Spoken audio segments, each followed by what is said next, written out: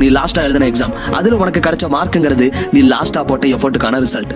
ஆனா இனிமேல் எழுத போற எக்ஸாம், அதுல வர போற மார்க்குங்கிறது இந்த நிமிஷத்துல இருந்து உன்னோட எக்ஸாம்காக எப்படி ப்ரிப்பேர் ஆக போற, இந்த நிமிஷத்துல இருந்து உன்னோட எக்ஸாம்காக நீ எவ்வளவு தூரம் ஹார்ட் ஒர்க் பண்ண போற, அதை பொறுத்து கிடைக்க போற ரிசல்ட்ங்கிறத நீ நல்லா ஞாபகம் வச்சுக்கோ. நீ லாஸ்ட் எக்ஸாம்ல கிடைச்ச மார்க்கை விட அட்லீஸ்ட் 10 மார்க் இல்ல 20 மார்க்காக நீ கூட வாங்கினாதான் உன்னோட growth கிராஜுவலா மேல பார்த்திருக்கும்.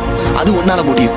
சில பேர் நினைக்கலாம், எனக்கு வந்து மென்டல் பவர் கம்மியா இருக்கு, எனக்கு வந்து எபிலிட்டி கம்மியா இருக்கு, என்னால நிறைய நேரம் இருந்து ஃபோக்கஸ்டா படிக்க முடியல, கான்சென்ட்ரேஷனா இருக்க முடியல அப்படின்னு. ஒரு விஷயம் நல்லா புரிஞ்சு, இங்க உன்னை பத்தி நீ என்ன நினைச்சு வச்சிருக்கலாம் எனக்கு தெரியாது. ஆனா ஏன் கிட்ட கேட்டா நான் அடிச்சு சொல்லுவேன், நீ நினைக்கிறத விட உன்னோட உடம்போட கெப்பாசிட்டிங்கிறது 100 மடங்கு அதிகமானது. ஏன்னா ஒரு கார் ரேஸ் எடுத்துக்கிட்டு அப்படின்னா அந்த கார் ரேஸ்ல ஜெயிக்க போறது எந்த கம்பெனி காருங்கிறத பொறுத்தது இல்ல, அந்த காரை யாரு ஓட்டுறாங்கிறத பொறுத்தது. அதுக்கு நீ கன்சிஸ்டன்டா இருந்து படிக்கணும்.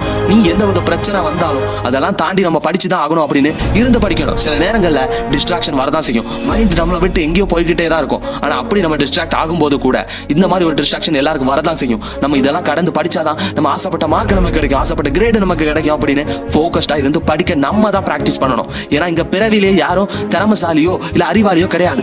எல்லாமே பிராக்டிஸ் தான். எல்லாரும் அவங்க எவ்வளவு நேரம் எஃபர்ட் போட்டாங்க, எவ்வளவு நேரம் கன்சிஸ்டன்டா இருந்து படிச்சாங்க, அதை பொறுத்து தான் அவங்களோட கிரேட்ஸ் மார்க்ஸ் எல்லாமே வருதுங்கிறத என்னைக்குமே மறக்காத. ஓகேவா? மனம் இருந்தால் மார்க்கம் உண்டு. மனம் இருந்தால் தானே மார்க்கம் உண்டு. நம்ம என்ன நினைக்கிறோம், எக்ஸாம்ல நம்ம நினைச்ச கொஸ்டின் வந்துடாதா, படிச்ச கொஸ்டின் மட்டுமே எக்ஸாம்ல வராதா, ஒருவேளை எக்ஸாம் போஸ்ட் பாண்ட் ஆயிடாதா, நல்லபடியா இருக்குமே அப்படின்னு இப்படி வழியை பத்தி மட்டுமே யோசிச்சுட்டு இருக்குமே தவிர, நம்ம கஷ்டப்பட்டு படிக்கணும், நம்ம கஷ்டப்பட்டு படிச்சா கண்டிப்பா நம்மளால நல்ல மார்க் எடுக்க முடியும், நம்மளால கண்டிப்பா நல்லபடியா இருந்து படிக்க முடியும் அப்படின்னு ஒரு வில் பவர் நமக்கு வரவே மாட்டேங்குது. ஏன் தெரியுமா? ஏன்னா பயம். கன்சிஸ்டன்டா இருக்கிறதுக்கு பயப்படுறோம், ஒரு விஷயத்துல இறங்கி படிக்கிறதுக்கு பயப்படுறோம், ரிஸ்க் எடுக்கிறதுக்கு பயப்படுறோம். ஆனா நீ இதை தப்பா பண்ணாத. நீ கஷ்டப்பட்டு இறங்கி படிச்ச அப்படின்னா உன்னால கண்டிப்பா நீ நினைச்சதை விட நல்ல கிரேட் எடுக்க முடியும். சரியா? ஏன்னா இங்க college first, district first, school first, first rank, second rank எடுக்கிறவங்க எல்லாருமே திறமசாலியான்னு கேட்டா கிடையாது.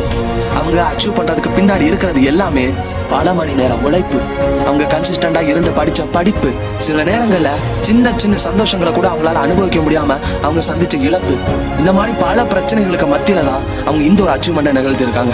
ஸோ அவங்கள மாதிரி நீங்களும் கன்சிஸ்டன்டா இருந்து படிச்சீங்க அப்படின்னா உங்களாலையும் இந்த கிரேட்ஸ், இந்த மார்க்ஸ் கண்டிப்பா எடுக்க முடியும். ஏன்னா நல்ல ஒரு கிரேட்ஸ்க்கு பின்னாடி இருக்கிறது என்ன தெரியுமா? வெறும் 10% தான் ஸ்கில், மிச்சம் இருக்கிற 90% டிசிப்ளின் அண்ட் கன்சிஸ்டன்சி. ஸோ இங்க கேள்வி எல்லாம் ஒன்னே ஒண்ணுதான், நீங்க கன்சிஸ்டன்டா இருந்து படிக்க தயாரா இருக்கீங்களா? இங்க ஓவர் நைட்ல மிராக்கிள்ஸ் நடக்காது, ஓவர் நைட்ல உங்களோட கிரேட்ஸ் மாறிடாது. ஆனா நீங்க கன்சிஸ்டன்டா இருந்து படிக்க ஆரம்பிச்சீங்க அப்படின்னா உங்களோட grades day by day improve ஆகிட்டே இருக்கும். அந்த இம்ப்ரூவ்மெண்ட் கண்டிப்பா உங்களுக்கு தெரியும். சரியா? சோ முயற்சி பண்ணி படிங்க. இங்க கஷ்டங்கள் வரதான் செய்யும். எவ்வளவு தூரம் நம்ம கஷ்டப்படுறோமோ அந்த அளவுக்கு நம்ம இம்ப்ரூவ் ஆகிட்டு இருப்போம். சரியா?